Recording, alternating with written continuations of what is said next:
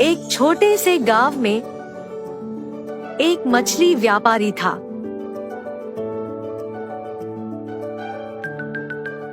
जिसका नाम रामू था।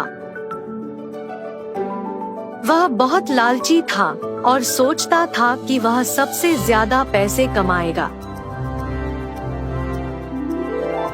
रामू ने कई सारी मछलियों को खरीदा और बेचने की व्यवस्था की, जिससे उसने बहुत अधिक मुनाफा होना था।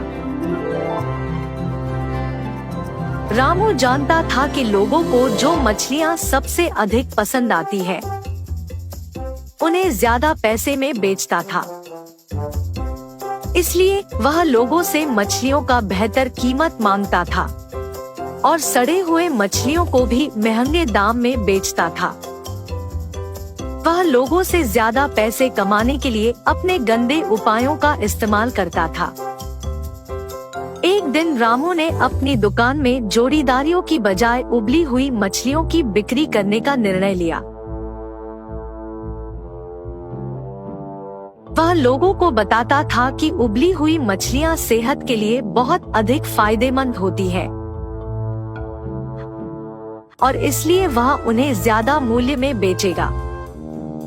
लोग उसकी बातों में आ गए और वह अपने उबली हुई मछलियों की बिक्री शुरू हो गई और लोग इसमें रुचि लेने लगे। लेकिन उन्हें यह नहीं पता था कि रामू अपनी दुकान में सच में उबली हुई मछलियों की बिक्री नहीं कर रहा था। वह सच में साबुन और पानी के इस्तेमाल से मछलियों को उबलता था और उन्हें उबली मछलियों के रूप में बेच रहा था। इस तरह रामू के उपायों से लोग अस्वस्थ होने लगे और इस वजह से उनकी डिमांड में कमी आने लगी। इसके बावजूद रामू अधिक पैसे कमाने के लिए और अधिक दलाली करने लगा। एक दिन उसके दुकान में एक ग्रामीण महिला आई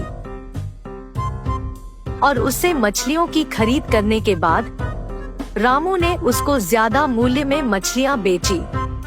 लेकिन महिला ने उसे धोखा देते हुए उसकी धोखाधड़ी का राइजगार बताते हुए उसे फंसा दिया। रामू धमकी देने लगा, लेकिन महिला उसके सामने नहीं डरी। महिला ने अपनी बात अंग्रेजी में बताई, जिससे रामू को समझ में नहीं आया और वह उसे छोड़ दिया। रामू अब थक गया था। उसने एक बार फिर सोचा कि वह उबली हुई मछलियों को बेचकर पैसे कमा रहा है, लेकिन अस्वस्थ लोगों की वजह से वह एक अपमानित व्यक्ति बन गया है। उसने फिर से सोचा कि उसकी दुकान में उबली हुई मछलियों को बेचने से बेहतर होगा कि वह अच्छी गुणवत्ता की मछलियां लेकर अपनी दुकान में बेचे। रामू ने अपनी दुकान को बदल दिया और अब वह उच्च गुणवत्ता की मछलियां बेचता था। लोग अब उसकी दुकान से मछलियां नहीं खरीदने लगे और उसकी दुकान में कोई नहीं आने लगे। रामू ने जो उपाय किया था, उससे उसे अधिक दुकान से लोग दूर भागते थे। रामू ये सोचता है कि व्यापार चालाकी से नहीं, सही तरीके से काम करने से सफलता मिलती है। द्वारेश्वर नामक गांव में मस्तान नामक एक कसाई रहता था। उस गांव में बकरे का मांस सिर्फ मस्तान की दुकान में मिलता था। इतना ही नहीं, हर शुभ कार्य और दावत के लिए मस्तान के ही दुकान से मांस लाया जाता था। ऐसे एक दिन उस गांव के जमींदार का सेवक मस्तान की दुकान को आता है। हे मस्तान, कल जमींदार के महल में एक बड़ी दावत रखी जा रहा है। उस दावत को बहुत बड़े लोग और अमीर लोग आने वाले हैं। 100 लोगों के लिए खाना बनवा रहे हैं। उसके लिए तुम्हें 15 किलो मांस ताजा काट के कल सुबह 6 बजे को महल लेके आना होगा। पैसे तुम्हें वहीं पे मिलेंगे।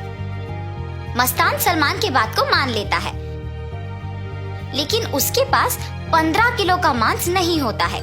इसीलिए वो बकरी वाले के पास जाता है। रमेश भैया, दरवाजा खटखटाता है। अरे क्या हुआ मस्तान, इस समय पे आए, बात क्या है?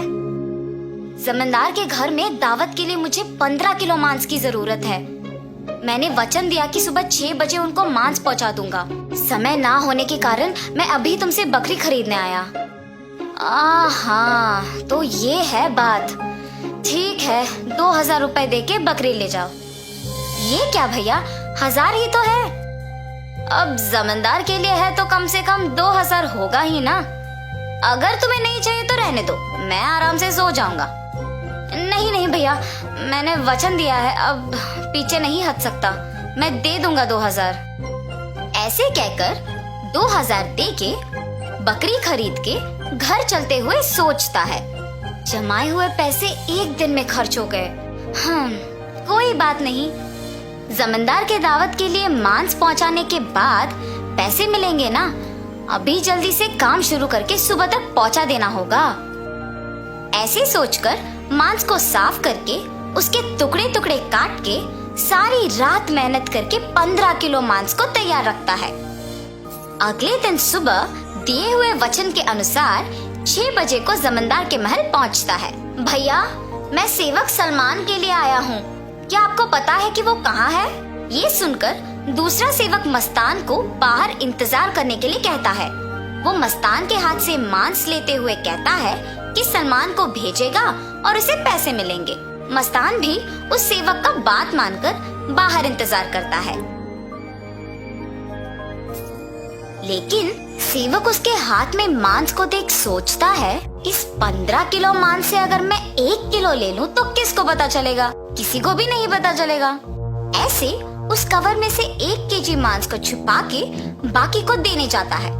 सलमान को देख के कहता है, साहब, मस्तान ने यह आपको देने के लिए कहा है। वो पैसों के इंतजार में बाहर खड़ा है। सलमान सेवक के हाथ से मांस लेके सीधा रसोई घर जाता है, ये जान के कि मस्तान बाहर पैसों का इंतजार कर रहा है। बावर्ची के पास जाकर सलमान कहता है, सारे व्यंजन स्वादिष्ट होनी चाहिए, ध्यान से पकाना। ऐसे कहकर चला जाता है। बावर्ची पकाते हुए, इतने मांस से अगर मैं 2 केजी ले लूं तो किसको शक होगा? किसी को भी नहीं होगा। ऐसे सोचकर मांस को छुपा के बाकी को पकाता है। दावत के व्यंजन की तैयारी के लिए जिम्मेदार किशन व्यंजनों का स्वाद चख के कुछ सेवकों की सहायता से उन सभी में से थोड़ा थोड़ा अपने लिए ले लेता है। आए हुए मेहमान सारे दावत की खाना शुरू करते हैं और जल्द ही आपस में बात करना शुरू कर देते हैं। ये क्या, इतना अमीर और सम्मानित आदमी, अच्छा नाम है इनका, मगर खाने में कमी क्यों? हाँ, अगर खाना कम ही पड़ना है तो ऐसी दावत की तैयारी भला क्यों करें? ऐसे सारे लोग खुसफुसाते हैं। ये सब सुन के जमींदार सहन नहीं कर पाते हैं। दावत के खत्म होने के बाद क्रोधित होके सारे लोगों को सभा में बुलाते हैं, खास करके दावत के लिए जिम्मेदार लोगों को, और उनको सवाल करना शुरू करते हैं। दावत की तैयारी के लिए जिम्मेदार किशन से पूछते हैं, दावत की जिम्मेदारी सौंपने पर तुम ये करोगे? सभी तैयारी किया मैंने, लेकिन व्यंजनों के लिए मात्रा पहले से ही कम पड़ गई थी प्रभु। मेरा इस बात से कोई लेना देना नहीं, आप बावर्ची से पूछिए प्रभु। ऐसे उसने अपनी किए को छुपाकर किसी और पे इल्जाम डाल देता है। तब बावर्ची छुपाए हुए 2 किलो मांस की बात को छुपा के कहता है कि दावत की सामग्री के लिए जिम्मेदार सलमान के पास इसका जवाब होगा। ऐसे उस बात से छुटकारा पाता है। सलमान भी औरों की तरह मांस के दिए गए 6000 रुपयों को मस्तान को ना देकर अपने ही पास रख के, ये जानते हुए कि मस्तान पैसों का बाहर इंतजार कर रहा है, जमींदार से ये बात छुपाता है और कसाई मस्तान पे इल्जाम डाल देता है कि उसने मांस कम मात्रा में दी है। अभी जाके मैं उसका काम तमाम करता हूँ प्रभु, ऐसे कहता है। उसी सभा में मौजूद मस्तान उस इल्जाम का सहन नहीं कर पाता है। सभा में से जमींदार के सामने आके कहता है, जमींदार साहब, इस पूरे गांव में मैं अकेले कसाई हूँ। पिछले 10 साल से मैं ये व्यापार कर रहा हूँ और इतने साल से आपके घर में हर कार्य और हर दावत पे मैंने खुद मांस दी है, मगर कभी भी ऐसी मुसीबत नहीं आई। आपके घर में दावत का नाम सुनते ही 1000 की बकरी को 2000 में बेचते हैं। सुबह आके मैंने मांस को पहुंचा दिया और आपके सेवक सलमान ने मुझे मांस के पैसों के लिए सुबह से इंतजार करवाया। सलमान को मांस देने के बहाने से एक और सेवक मेरे हाथ से मांस लिया और मुझे बाहर इंतजार करने के लिए कह दिया और ये भी कहा कि वो सलमान को बुलाएगा। उसके बाद इनमें से कोई भी मेरे पास नहीं आया। कृपया मेरा यकीन कीजिए प्रभु, आप ही की दया से जी रहा हूँ। मस्तान, मुझे तुम्हारे बारे में पता है, तुम फिक्र मत करो। सैनिकों, सलमान के कपड़े खोजो, देखो अगर 6000 रुपए मिलते हैं। खोजने पर सलमान की जेब में 6000 रुपए मिलते हैं। ऐसे उन सब में से सलमान पकड़ा जाता है। और इतना ही नहीं, किशन जिन सेवकों की सहायता से सभी व्यंजनों से थोड़ा अपने लिए ले लेता है, उनमें से एक सहायक जमींदार को सच कह देता है। बावर्ची का झूठ बैग में रखे मांस कोई सेवक को मिलने पर बाहर आ जाता है और पहला सेवक जिसने 1 किलो छुपा लिया, उसने डर के मारे अपनी गलती मान ली। तब जमींदार सभी को दंडित करते हैं और मस्तान को उसके पैसे 6000 दे देते हैं और ये भी कहते हैं कि वो मस्तान के लिए हमेशा रहेंगे। तो इस कहानी का नैतिक क्या है? गलती का सजा मिलेगी ही मिलेगी, इसीलिए ईमानदारी से जीना ही अच्छा है। एक समय में एक गांव में वीरेंद्रा नामक एक बड़े आदमी रहते थे। वो बूढ़ा आदमी उसके बेटे रोहित, बहू सरला और पोता रोशन के साथ एक छोटे से घर में रहता था। रोहित उसी गांव में खुद के एक व्यापार करता था। उसमें चिकन रोल्स और एग रोल्स बनाकर उन्हें बेचता था और उसके द्वारा आए हुए पैसों से उसके परिवार का देखभाल करता था। एक दिन वो हमेशा की तरह चिकन रोल्स बना के बेचने लगता है। चिकन रोल, गर्मा गर्म चिकन रोल, स्वादिष्ट चिकन रोल, आइए बाबू आइए, ऐसे जोर जोर से चिल्लाते हुए आते जाते लोगों को वो पुकारता था। एक दिन उसके पिता उसके दुकान जाते हैं। बेटा रोहित, मुझे बहुत भूख लग रहा है। बहू ने अब तक घर में कुछ बनाया नहीं और मैं रुक नहीं पा रहा हूँ, इसलिए मैं यहाँ आया हूँ। अगर आपको इतना भूख लग रहा है तो घर पे खाना चाहिए था। अगर बहू ने कुछ बनाया नहीं तो रुक लेना था, लेकिन ऐसे दुकान आ जाना क्या है? आप क्या समझ रहे थे पापा? आप वहाँ खड़े होकर मेरा समय वृथा मत कीजिए, चलिए घर चले जाइए। उसके बेटे के ऐसे बात करने के कारण वो निराश होके वहाँ से उसके घर चले जाता है। अपने बेटे और बहू को उनकी तरफ ऐसे बर्ताव करते हुए देख और बिल्कुल भी गौरव से पेश आते हुए ना देख वो बूढ़े आदमी बहुत बुरा मानते थे। इतना हो जाने के बाद भी वो घर छोड़कर इसीलिए नहीं जाते थे क्योंकि उनको बेटे पे बहुत प्यार था, इसीलिए वो सहते हुए वो गम में ही जी लेते थे। दूसरी तरफ रोहित को उसके बेटे रोशन से बहुत प्यार था। वो अपने बेटे को बहुत लाड करता था और जो भी उसको पसंद था वो हमेशा उसको देता था और उसका सारा खाली समय वो सिर्फ अपने बेटे से खेलते हुए बिताता था। एक दिन अचानक रोशन को बुखार आता है और जब रोहित को ये बात पता चलता है तो वो अपना दुकान, व्यापार सब छोड़कर घर जाके सिर्फ उसके बेटे के ख्याल रखने में लगे रहता है। वो दुकान ना जाकर सिर्फ घर पे रह के उसके बेटे का देखभाल करते हुए उसी के बारे में सोचते हुए दुख में ही बैठे रहता है। उसे ऐसे दुखी देख उसके पिता रोहित के पास जाकर ऐसे कहते हैं, बेटा रोहित, फिक्र मत करो, रोशन को बुखार आया है, वो ठीक हो जाएगा बेटा। पापा, आपको क्या पता, बुखार है, कम हो जाएगा, यही कहना है आपको, जैसे आपको सब कुछ पता है। ऐसे वो गुस्से में उसके पिता से बात करता है। हाँ, मैं तो अपने बेटे को ऐसे दुखी नहीं देख पा रहा था, इसीलिए उसके पास जाकर मैंने ऐसे कहा, लेकिन मेरे बेटे ने मुझे कभी समझा ही नहीं, इसीलिए वो गुस्से में बात करता है हमेशा मुझसे। एक समय में मैंने भी अपने बेटे का ऐसे ही ख्याल रखा था, लेकिन अब तो मेरा बेटा मुझसे बात भी नहीं करना चाहता है। ऐसे सोचते हुए वो बहुत दुखी होता है और उसके बेटे पे प्यार को अपने ही अंदर रख के वो वहाँ से चले जाता है।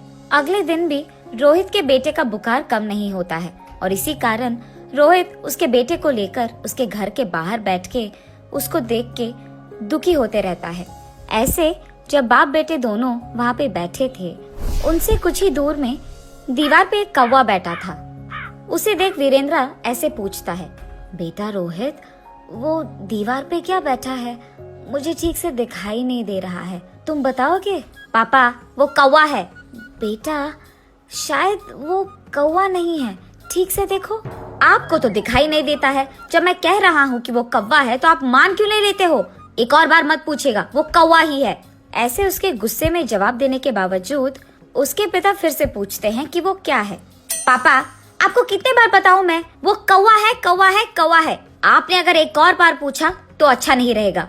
ऐसे वो और गुस्से में जवाब देकर उठकर वहाँ से चले जाता है। उसके बेटे को वहाँ से उठ के चले जाते हुए देख वो और भी दुखी होते हैं। ऐसे कुछ दिन बीत जाते हैं। एक दिन रोहित अपने बेटे को उठाकर खेलते हुए उसके घर के सामने रहता है और ठीक तभी उसके घर के दीवार पे एक कौवा आता है। पापा पापा, वो दीवार पे क्या है? बेटा, उसको कौवा बुलाते हैं। पापा पापा, वो क्या है, उसे क्या बुलाते हैं? बेटा, उसे कौवा बुलाते हैं। पापा, वो क्या है? बेटा, उसे कौवा बुलाते हैं। तुम भी उसे बुला सकते हो। चलो बुलाओ कौवे को तुम्हारे पास। ऐसे वो अपने बेटे को कौवे के बारे में सिखाते रहता है, लेकिन उसके बेटे को कुछ भी समझ न आने के कारण वो लगातार एक ही प्रश्न पूछता है कि वो क्या है और उसे क्या बुलाते हैं, और ऐसे 20 बार करता है। इतने बार पूछने के बावजूद रोहित उसे बहुत सब्र से समझाता है। उसे जरा सा भी गुस्सा नहीं आता है। पापा फिर से बोलिए ना। बेटा, वो एक कौवा है। एक दिन जब मेरे पापा ने यही बात पूछी थी तो मैंने उन पर गुस्सा किया था और उन्होंने सिर्फ 3 बार पूछा था, और इसीलिए क्योंकि उनको दिखाई भी नहीं दे रहा था। लेकिन जब मेरे बेटे ने 20 बार भी पूछा तो मैंने उस पर जरा सा भी गुस्सा नहीं दिखाया और बहुत सब्र से उसको सब कुछ समझाया। मेरे पापा ने भी मेरा इतना ही ख्याल रखा था बचपन में, लेकिन बड़े हो जाने के बाद मैं उनका ख्याल नहीं रख रहा हूँ। ऐसे सोचते हुए वो बहुत दुखी होता है और ठीक तभी उसको घर के अंदर से जोर जोर की आवाजें आने लगती है।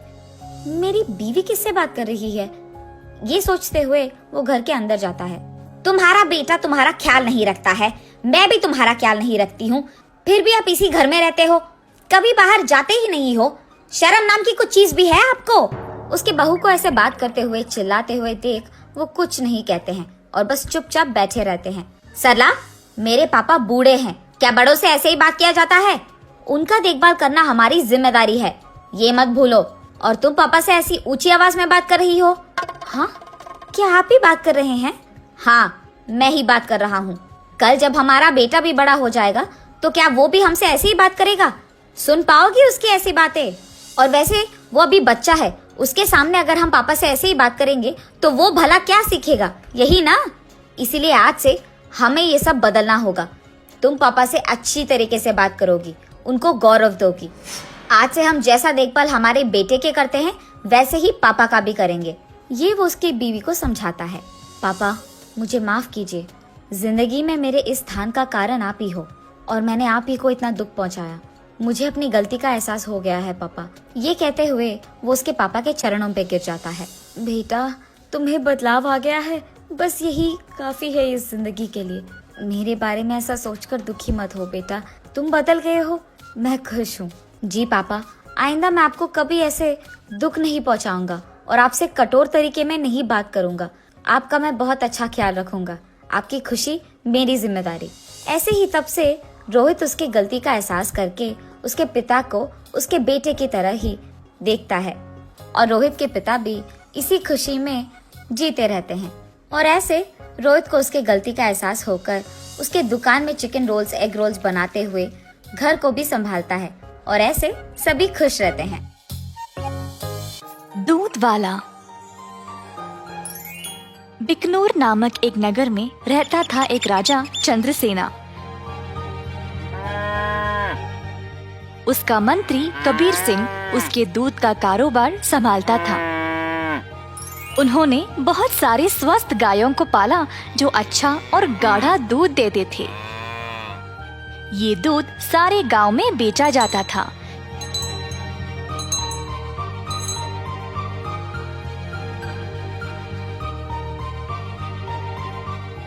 कबीर सिंह खुद सब कुछ संभालता था। कबीर सिंह की पीढ़ी भी महाराजा के लिए काम करते आ रहे थे और इस वजह से चंद्रसेना उसका बहुत आदर करते थे। कबीर सिंह ने भी राजा को कभी भी निराश नहीं किया। सारे गांव में उसका अच्छा नाम था।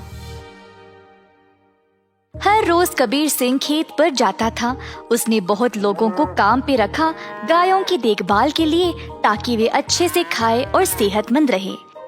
गायों को घास चराने के लिए वह दिन में कम से कम 2 बार भेजता था।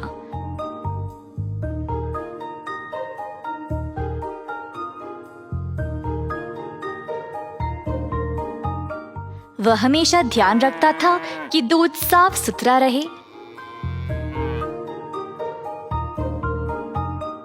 दूध निकालने के बाद वह 10 दूध वालों को देता था ताकि वह गांव में जाकर बेच दे।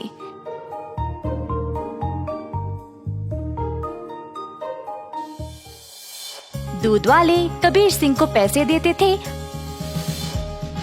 और कबीर जाकर चंद्रसेना को। चंद्रसेना ने देखा कि कैसे कबीर ईमानदारी से काम करता था और उस पे पूरा भरोसा रखा। महाराज कबीर के साथ अच्छा बर्ताव करते थे और कबीर राजा के बारे में भी अपने बहनों को बताया करता था। एक दिन जब कबीर घर वापस आया तो उसने अपने बहनों को बहुत गुस्से में और परेशानी में देखा। क्या बात है, तुम सब इतने गुस्से में क्यों हो? हम तीनों की उम्र हो गई है शादी के लिए, पर क्या फायदा, शादी के लिए पैसे ही नहीं है। कपड़े और गहनों को छोड़ो, हमारे पास खाने पीने के लिए पैसे काफी नहीं है। मैं तुम लोगों के लिए ही इतना मेहनत करता हूँ, अगर इससे भी खुश नहीं हो तो मेरी सारी मेहनत ही बेकार हो रही है। आप तो महाराजा के मंत्री हो ना, पर आप अपनी आमदनी किसी भी जरूरतमंद को दे देते हो। और आप दूध का कारोबार भी संभाल रहे हो ना अकेले, उसमें भी कोई मुनाफा नहीं मिल रहा है आपको। ऐसा क्यों? शायद हमारी कोई फिक्र नहीं है इसीलिए। तीनों बहनें रोने लगी और कबीर को बहुत बुरा लगा। अब तुम सब मत रो, मुझे बर्दाश्त नहीं होता। अब बोलो मैं क्या करूं? मैं वही करूंगा। वैसे आपको ज्यादा कुछ करने की जरूरत नहीं, आप दूध का सारा कारोबार संभालते हो ना। अगर आप उसमें थोड़ा पानी मिलाकर बेचोगे तो आप ज्यादा बेच पाओगे। हाँ, और अधिक दूध से आप ज्यादा मुनाफा भी कमा सकते हो। पर ये तो धोखा हुआ, मैं राजा के साथ ऐसा नहीं कर सकता। कबीर सिंह ने ऐसा करने से मना कर दिया था, पर उसकी बहनों ने उसको भावुक करके जैसे तैसे उससे ये काम करवा ही दिया। कबीर सिंह अक्सर कमाए गए पैसे राजा को देता था और बाकी के पैसे अपनी बहनों को देने लगा। मुझे ऐसा करना नहीं पसंद, ये आखिरी बार है, इसके बाद मुझे ये सब करने के लिए नहीं बोलना। कबीर की बातें सुनकर बहनों ने उसको पैसे वापस किए और घर छोड़कर जाने का नाटक करने लगी। कबीर के पूछने पर तीनों ने धमकी दी कि वे घर छोड़कर चले जाएंगे। मजबूर होकर कबीर को उनकी बात माननी ही पड़ी। कमाए गए पैसे राजा को देकर अधिक पैसे अपनी बहनों को देने लगा। ये सिलसिला कई दिनों तक चलता रहा। कुछ ही समय में कबीर की बहनें नए नए साड़ियां और गहने खरीदने लगे और अच्छा खासा खाने भी लगे। उनकी जिंदगी ही बदल गई। घर पर बैठे बिना तीनों सज धज के बाहर घूमने लगे, सबके आगे दिखावा करने के लिए।